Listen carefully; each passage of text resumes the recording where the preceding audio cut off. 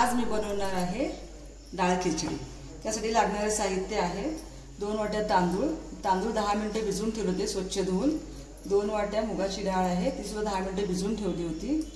1 कांदा मोठा, 1 टोमॅटो, थोडीशी कोथिंबीर, 4 हिरव्या मिरच्या, कढीपत्ता थोडासा, लाल तिखट 1.5 टीस्पून, हळद 1 टीस्पून, मीठ चवीनुसार, जिरं 1 टीस्पून, राई 1 टीस्पून, तेल अर्धी वाटी, 2 टीस्पून आलं लसूण पेस्ट, 2 टीस्पून घी। आता मी डाळ आणि तांदूळ कुकरमध्ये शिजवून घेणार आहे।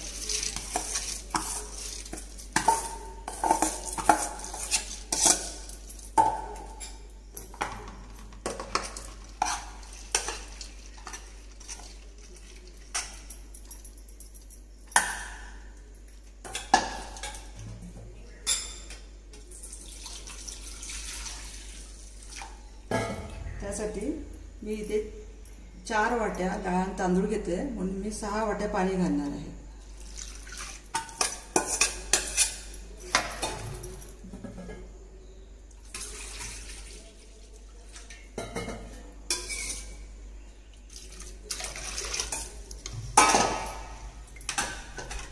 थोडीशी हळद घालणार आहे।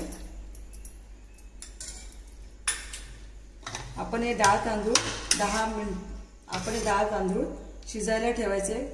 4 शिट्ट्या काढायच्या कुकरच्या। ते 4 शिट्ट्या करून आपल्याला शिजवून घ्यायचं आहे। आपल्या कुकरच्या 4 शिट्ट्या झालेल्या आहेत। कुकर थंड होईपर्यंत मी फोडणी करून घेते।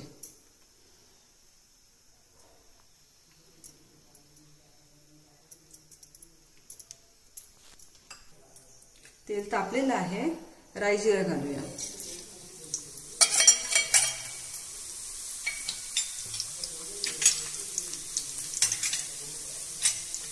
राई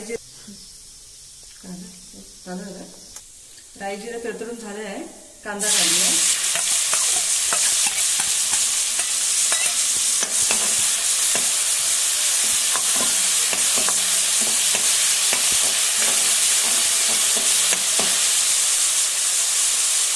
आले लसूण पेस्ट,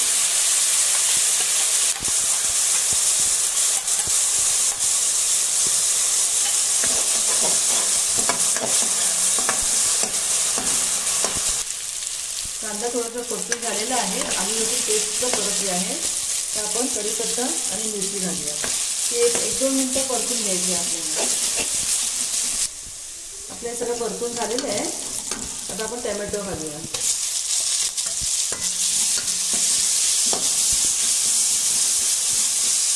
हळद घालूया, लाल तिखट,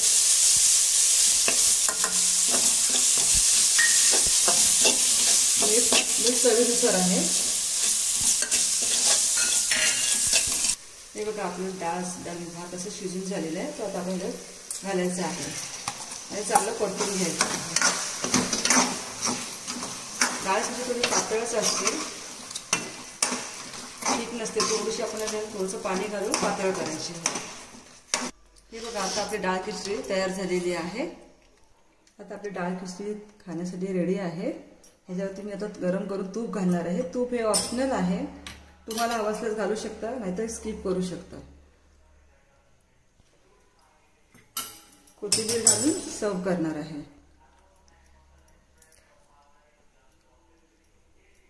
माझी खिचडी रेडी आहे।